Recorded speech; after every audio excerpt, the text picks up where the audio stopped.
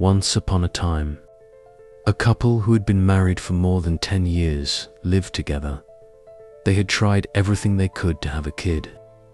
Kofi and Amara loved each other very much, but their childlessness started to affect their relationship. Even though Kofi was very encouraging of his wife Amara and never gave her any reason to be concerned, Amara couldn't bear the idea that she had been married for more than 10 years without having children. She would look in the mirror and hold herself responsible for their lack of children. Despite Kofi's constant reassurance that one day they will have their own child, Amara's destiny had already been put to the test.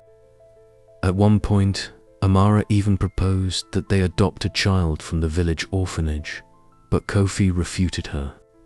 He opposed the notion, stating that they would have a child of their own. Kofi informed his wife that getting a child from the orphanage could make things more difficult for them. He suggested waiting a bit longer since their prayers may be answered. Even though Amara was certain in her heart that adoption was their best option, she waited patiently and listened to her spouse. Amara loved children so much that she made sure to attend every event that had anything to do with children. She constantly begged the mother of any such child to place her hands on her and bless her with her own child. Amara, believing that doing so would break any curse that had plagued her life and prevented her from having children for all these years. Amara chose to go to her friend's baby naming ceremony on a bright morning, and while the event was still taking place, she approached Rita to express her congrats on the birth of her child. Amara then extended her hand cheerfully to carry Rita's baby, but Rita declined. Although Amara attempted to ignore her friend Rita's behavior toward her, she moved away and, as she was about to leave the event, she overheard Rita telling another girl that she could never let Amara touch her infant with her barren hands. She continued by saying that Amara had used her witchcraft to kill all the infants in her womb and that she would never let her murder her own child. Amara was silent and motionless as she listened to Rita say so many awful things about her, unable to respond. As Amara returned home, overcome with emotion, she started to cry. Seeing how depressed Amara was, Kofi embraced her in his arms and soothed her. Kofi understood that the incident had really affected Amara and that it was time to end all their hardships.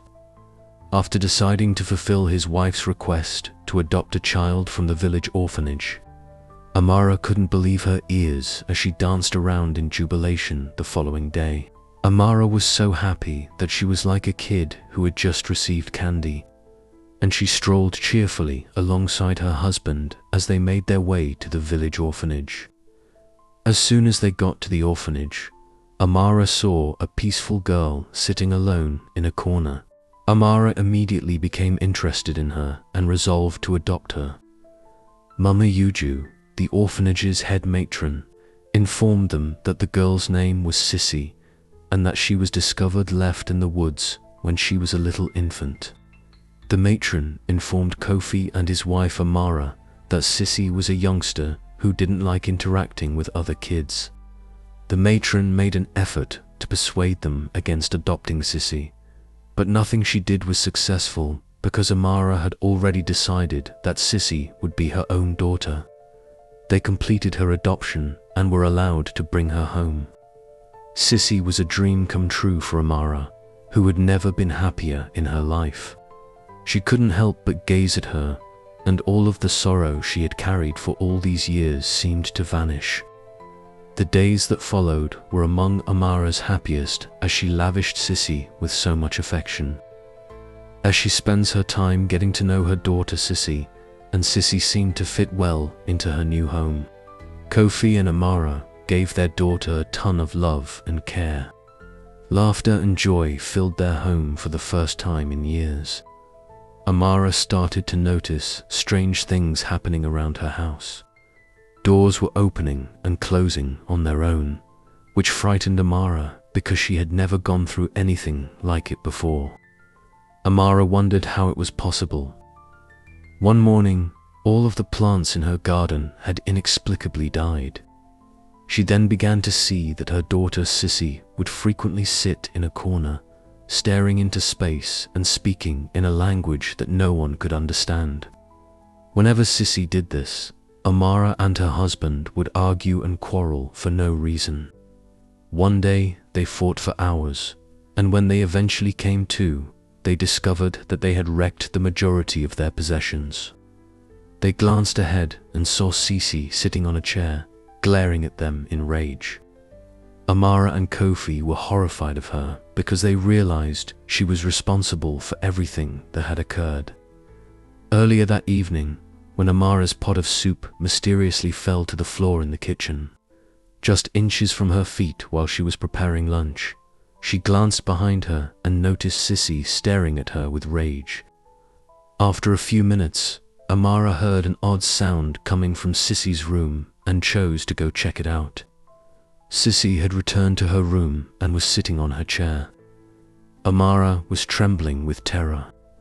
She unlocked the door and discovered Sisi conversing with an unseen force. Amara questioned Sisi about who she was speaking to. She screamed to her as the objects in her room began to tumble to the floor. Terrified and trembling in fear, Amara fled the room and waited for her husband to get back, telling him everything that had transpired. Kofi and his wife pondered what to do in a corner. Kofi asked her if they should send Sisi back to the orphanage, but she shook her head in disapproval and said that Sisi was only an innocent child who needed to be loved properly. Later that night, after Amara and Kofi were fast asleep, they heard a noise at their door and went to see what it was. To their astonishment, they found Sisi exiting their hut alone and wondered where she was going at such an hour. They then concluded that they would always show Sisi unconditional love, no matter what happened. Kofi and Amara made the decision to secretly follow her, keeping a safe distance to avoid being seen as their hearts raced, while they watched their daughter make her way into the heart of the village forest, along a route that the locals were known to avoid. Sisi led them to a massive tree in the woods, where she stood and started singing in an odd tongue. As dark figures rose out of the tree and surrounded her, her voice took on a deeper tone, as if possessed by an evil spirit. Kofi and Amara, terrified by what they were seeing, chose to flee quickly as they feared what would happen to them if Sisi saw them in the forest. When they turned to leave, they heard Sisi shout. They turned to see what had occurred, and they saw that Sisi was lying on the floor, unconscious. Worried that something horrible may have occurred, they hurried to her and brought her back home. All attempts to rouse Sisi from her log-like state on the bed failed. Her parents were curious as to what may have occurred, but they waited patiently for her to wake up. After a few hours, Sisi rose from her bed and smiled at them, despite the terror that Sisi had brought into their home. They tried so hard to act as if nothing had happened, but her grin gave them chills. Kofi and Amara never stopped loving her. They kept treating her with love and kindness, softly assuring her of their affection for her. In her quiet moment, Sisi began to feel the warmth of their love and kindness. One night, while Amara was braiding Sisi's hair behind her, she started to feel something she had never felt before, which began to touch the positive side of her heart.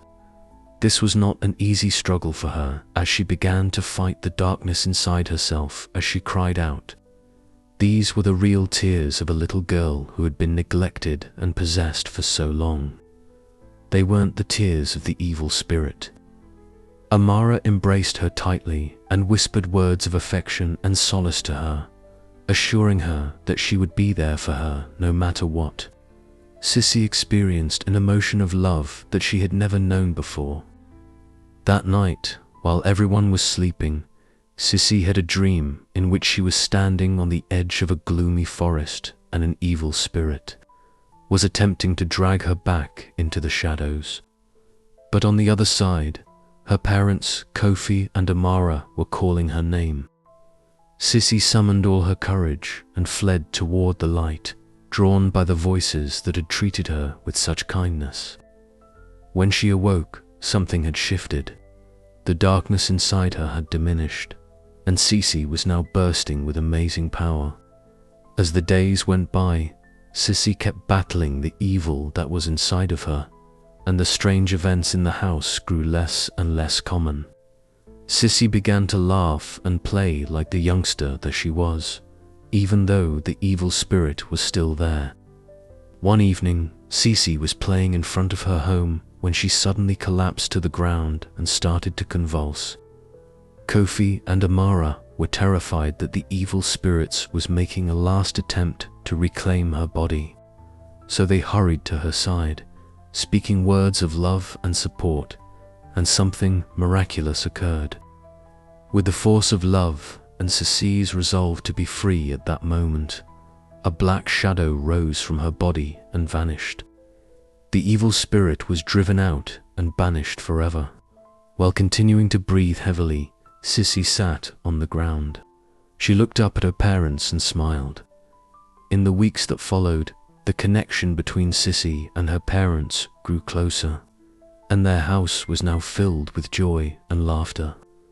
One evening, while Amara was cooking dinner, she felt an unusual flutter in her stomach. As she started to feel so different the next morning, she made the decision to talk to the village healer about how she was feeling. She was told she was pregnant, which was something Amara couldn't believe. She had been longing for all these years had finally come true. She delivered the news to her husband Kofi, who couldn't believe his wife was finally pregnant and sprang up with joy. Sisi was also overcome with joy since she couldn't wait to be a big sister. Months later, Amara gave birth to 2 healthy twin boys. Their joy was boundless as their home was now filled with the love and happiness they had hoped for. The lesson of this tale is that light will always overcome evil. They welcomed the wretched orphan girl into their house with open arms, and she brought unexpected joy into their life, triumphing over darkness, as you never know the impact your small act of kindness will have in the life of another. Spread love wherever you go, learn to be less critical of others, and treat everyone the way you would like to be treated. I sincerely hope you liked the tale. Please like, subscribe, and leave a comment to help us expand our channel. I'll see you in our next story. Goodbye.